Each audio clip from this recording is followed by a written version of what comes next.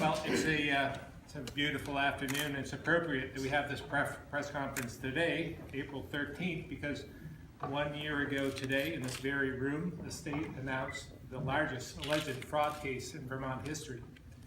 Both the U.S. Securities and Exchange Commission and the state filed fraud actions against JP owner Ariel Quiros and President and CEO Bill Stanger for alleged misuse of investor funds totaling $200 million.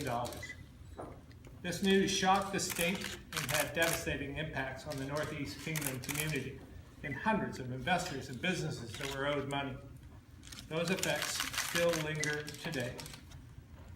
While we continue to pursue this case, I'm very pleased to announce an important step forward to this matter. In June of last year, the Department of Financial Regulation, DFR, settled a lawsuit with financial firm Raymond James for its alleged role in the JP fraud. I do want to credit Raymond James for settling this in a timely fashion. The allegations against Raymond James included that its employee, at the direction of Ariel Quiros, inappropriately transferred investor funds to purchase JP, failed to adequately supervise its employees, and did not follow its own supervisory procedures. That settlement resulted in a $1.4 million administrative penalty for Vermont and in $4.5 million to benefit the receivership estate. Today, we are here to announce a new settlement with Raymond James, reached with JP receiver Michael Goldberg and signed just this afternoon. That settlement, upon approval by the federal court, recovers $145.5 million, bringing the total recovery from Raymond James to $150 million. I'm very pleased to share that the money will be used by the receiver to pay all 42 contractors and 513 trade creditors, which are the other unpaid businesses, nonprofits, and municipalities, and 169 project investors. Each of these entities, each of these companies will be paid 100 cents on every dollar that they were owed. While this does not wipe the slate clean for the individuals, businesses, and communities harmed by this alleged fraud, it is very, very encouraging news. As a former contractor myself, I understand the financial and emotional burden when you've done the work but haven't been paid. Make sure you pay your employers or your employees, your ongoing expenses, but sometimes bills have to go unpaid because you haven't been paid for the work that you did. These contractors have been struggling with that for many months, and it's been a priority of my administration, as it was for the previous one, to see that they were paid in full. I want to thank Receiver Michael Goldberg, as well as DFR Commissioner Michael Pichek and his team for their work on making this settlement possible.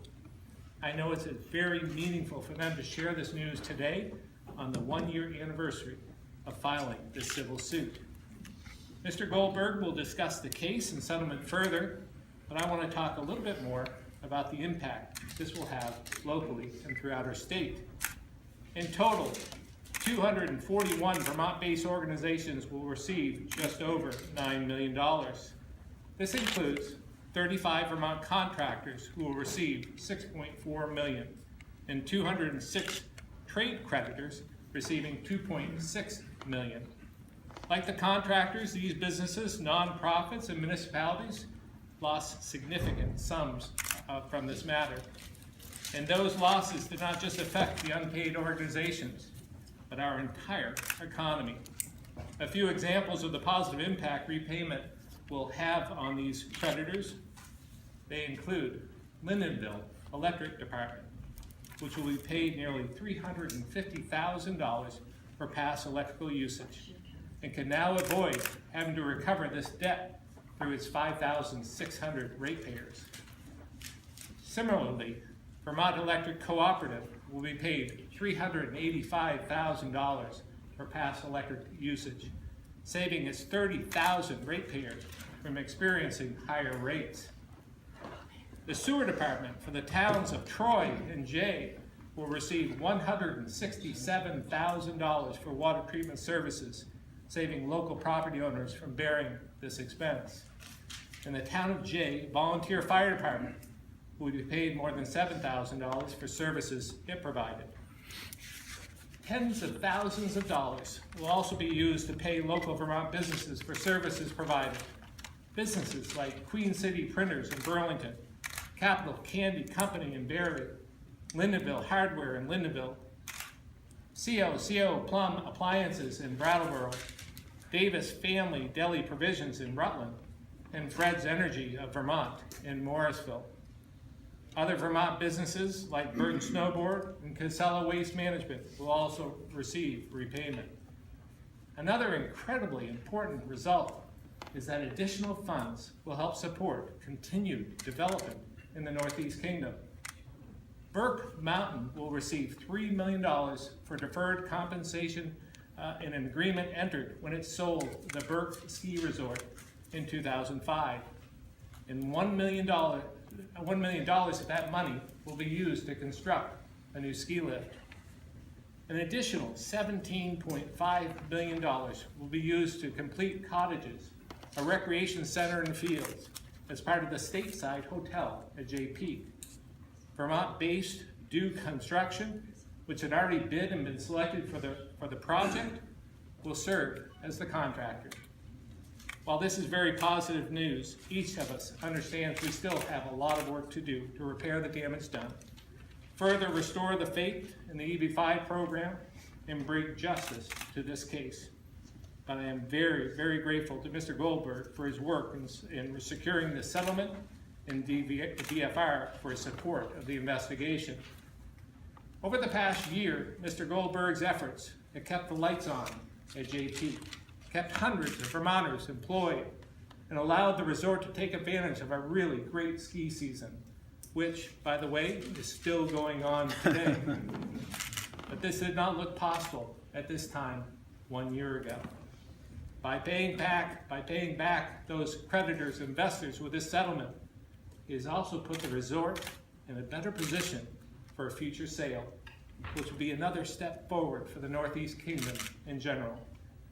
With that, I'd like to invite Mr. Goldberg up to give an overview of the additional settlement details, and then we'll take your questions. Thank you very much.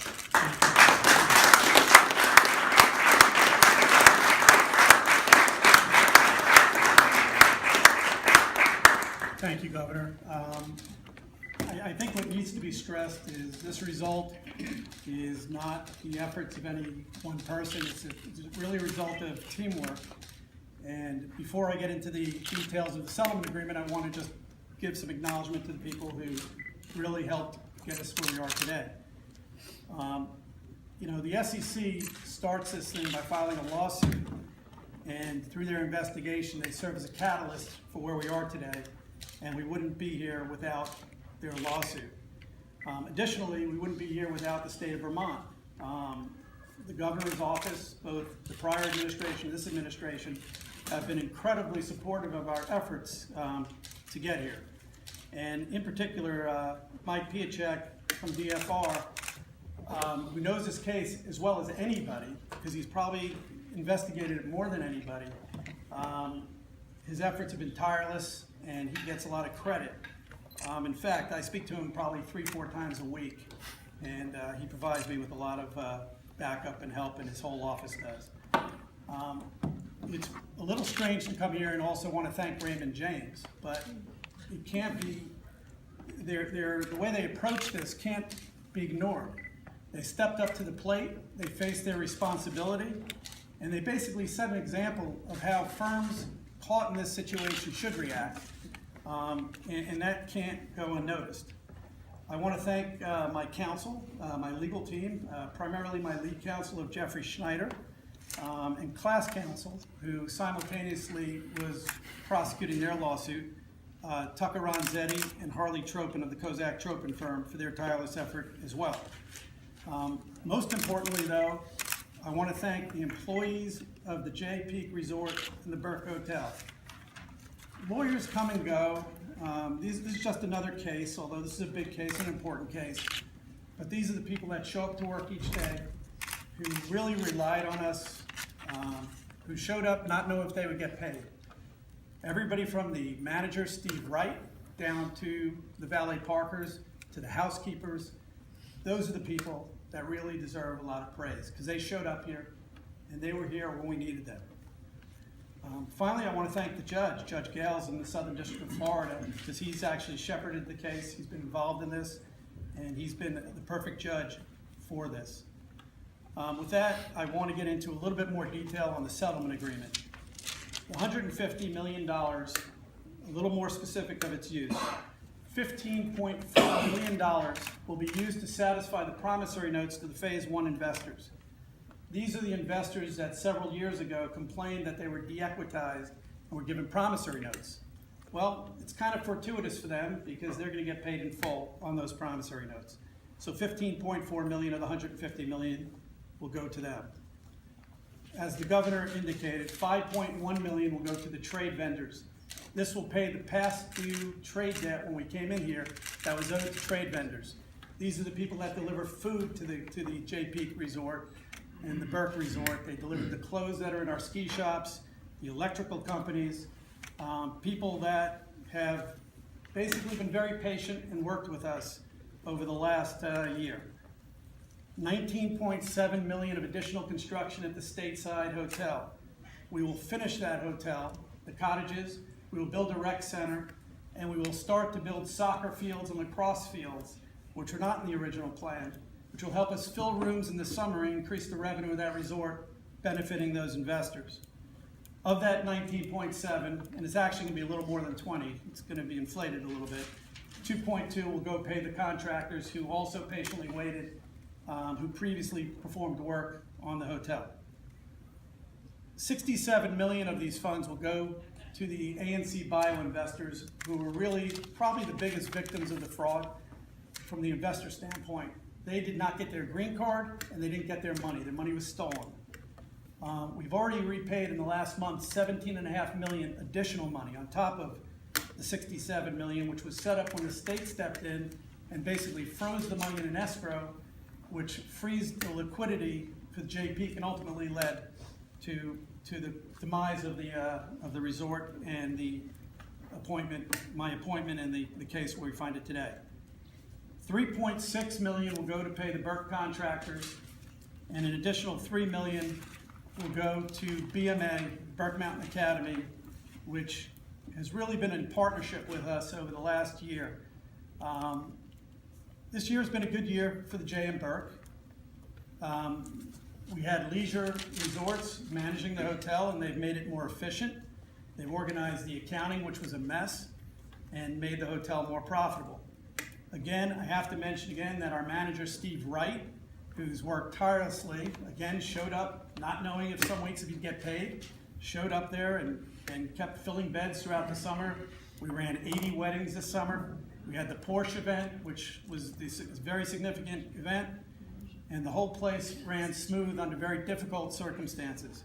So for the entire employee team, again, and I know I'm being repetitive, but it bears repeating, the employee team, who are actually having an employee party tonight up at the resort, and a well-deserved party, they can't be here, but we wish them a good time.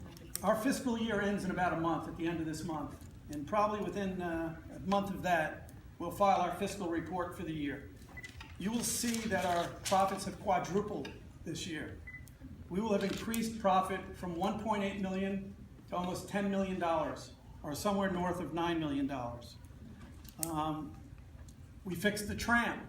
As many of you know, when we came here, the first thing we came into the first month, the tram was broken. Many of you reported, okay, the J is going to close because the tram's broken. It's going to take $5 million. We fixed the tram, we got that paid. We've already paid 4 of the $5 million to date.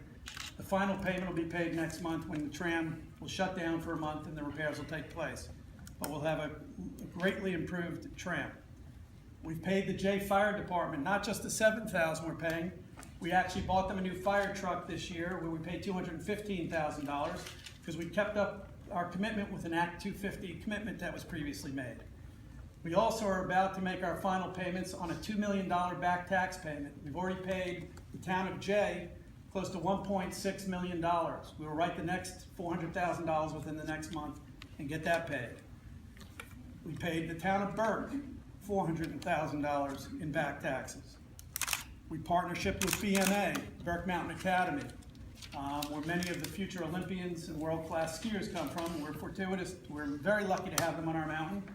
And several months ago, as you know, we announced that we became the first designated U.S. ski team development site in the United States, in the northeastern United States, and the first in Vermont, and that was certainly a great development. We opened the Burke Hotel in September. It was closed. It was not open. We got that open. We added new snowmaking equipment last year, and we're going to embark on new snowmaking equipment for this summer, as well as new ski lift. All in all, what a difference a year makes. A year ago, I was actually sitting in the airport in Miami right now, a year ago, waiting to fly up here. I didn't really know what Jay Peak was. I haven't skied in 35 years. I'm from Miami, and you question why they would point somebody from Miami to take over a ski resort. I question it too. I don't know anything about it, but the employees have taught me over the year, and it's been a great year. And as the governor said, there's more work to be done. We still have more lawsuits pending. This is just the first of what we anticipate, or the second. We settled with Citicorp first. This is our second big settlement, and we have other lawsuits that are pending, and we're hoping to continue to bring in more money, benefit the state of Vermont, benefit the hotels and the people that work there and the employees, and everybody else, and our customers who we would hope would come up and visit and really see what we've done up there. Again, a lot of people get credit for this, and with that, I'm ready to take any questions if you want. The governor's ready to take any questions. No, stay right here. Questions?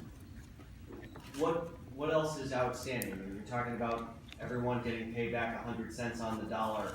How much more cash is potentially out there for you folks to recoup? That's a good question. The hotels will eventually be sold. We don't know what the hotels will be sold for.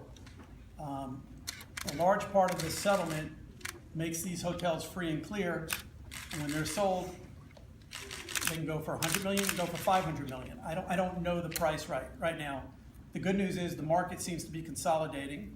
You've seen Stowe sell its mountain operations. It was just another big transaction last week. We're heading into a good market to eventually sell this. The goal right now is for us to build up the revenue and the profitability, because that will increase the price of the hotel. And then when those hotels are sold, there may still be some people owed money. It won't be the contractors, it won't be the trade debt, but investors may still be owed some money, and we're going to try to maximize that recovery as well. So, Explain what kind of investors would still be owed money? well, let's say you have phase 1 is getting paid out. They're getting paid in full. Phase 2, 3, 4, 5, and 6 are going to be the owners of this hotel. They have $500,000 each into the hotel. Assuming that is roughly around $250 million into the Jay Peak Resort, if we sell it for $200 million, they'll be short $50 million. Some could argue that they got exactly what they invested in, a hotel, and the market will set the price and value of the hotel. But we're going to do our best to try to get them full recovery of every dime they've invested into this. We're going to do our best. There's no guarantees, but we're going to work hard to try to do that. What percentage of the settlement did they get, or did they get any of that, phase 2? Very good question. Okay, so the benefits, I'm going to walk through the benefits real quick of the various phases, because that's a very good question. Phase 1 is the obvious. They're getting paid in their notes in full. Right. Phase 2 is getting a 5.1, 2, 3, 4, 5, and 6 are getting a 5.1 trade debt paid.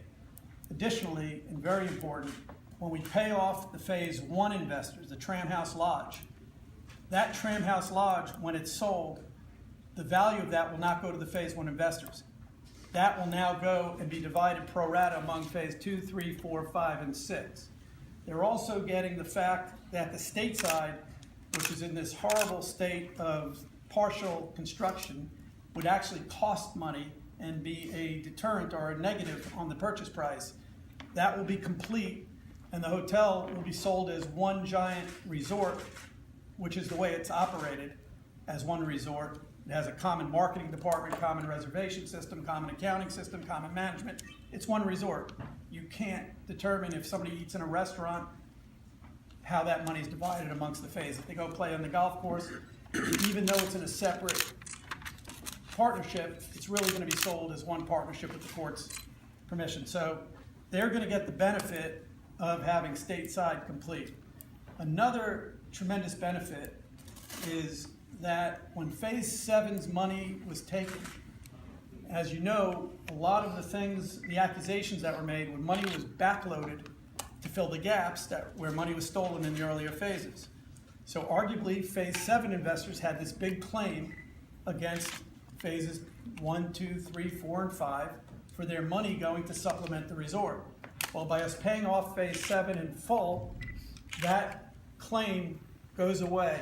So to summarize, Phase 2, 3, 4, 5, and 6 are gonna have a cleaned up resort with no trade debt. They're gonna have the benefit of the Tram House Lodge included in that. When we ultimately go get the mountain for Mr. Kiros, they're gonna get the mountain as well. And when we sell that property, there are gonna be fewer investors who are gonna share in a much better product that doesn't have trade debt, so they're getting benefited. Phase 7, again, it's obvious, they're all gonna get their money paid in full.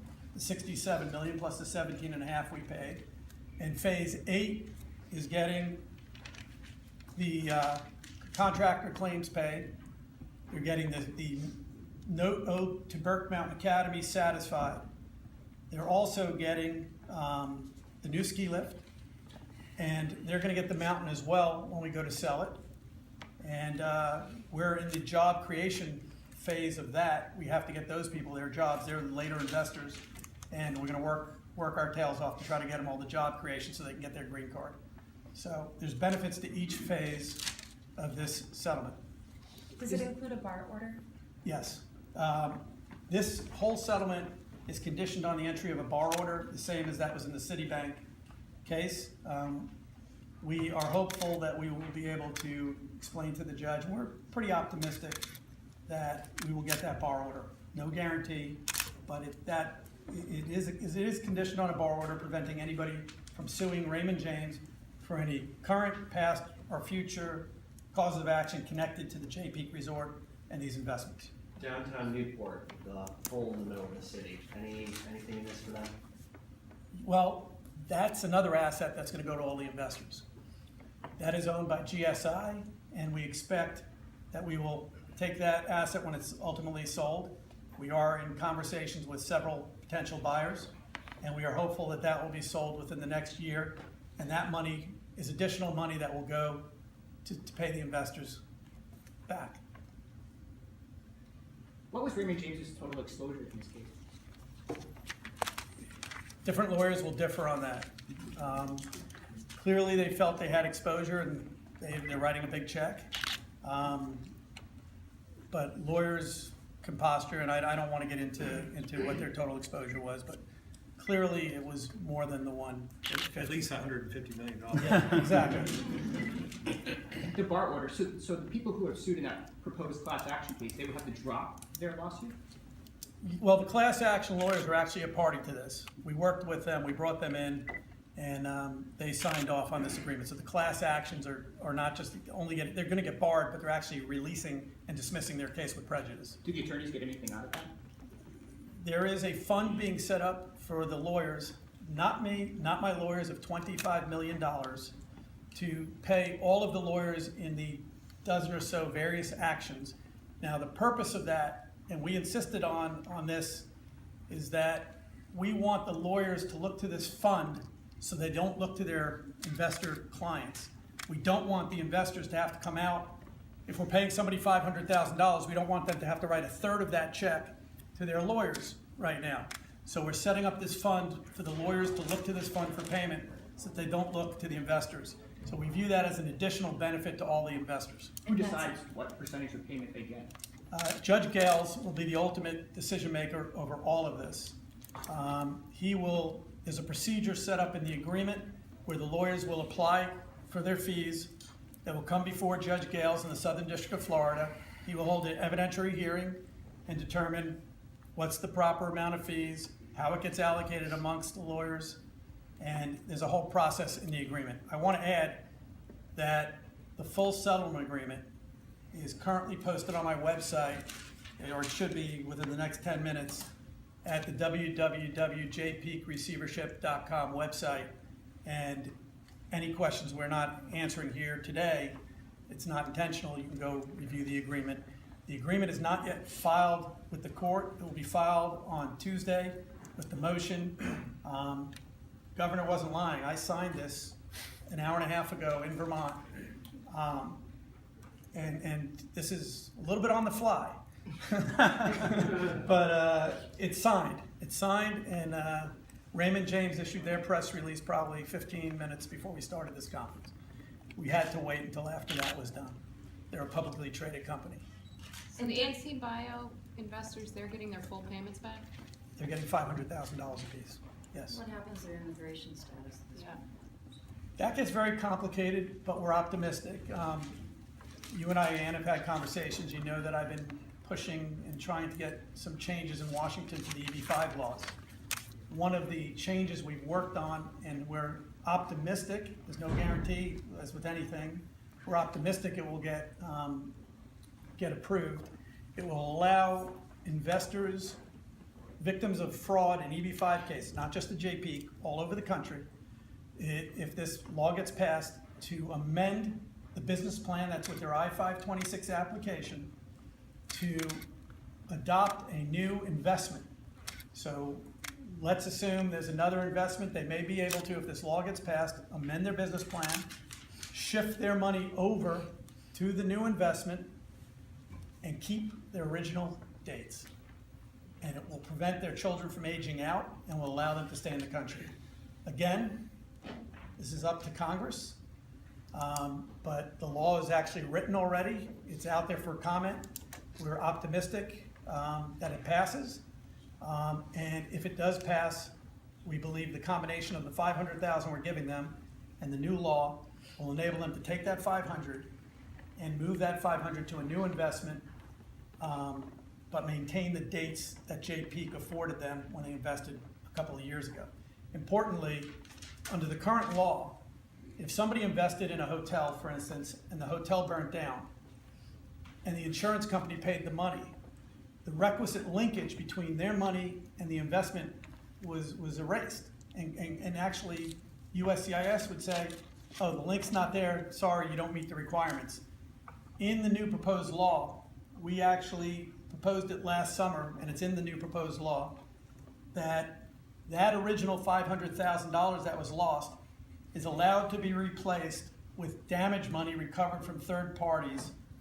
So we are hopeful that that passes, and they'll be able to take the money they receive that we get from Raymond James and hand to them and take that and transfer it and keep that necessary linkage. And we're hopeful, and we're optimistic. This has been a multi-pronged approach to this because we knew we had to try to protect the immigration status as best as possible. And I'm hopeful we'll be back here next September telling you that the law passed. We're hopeful it does.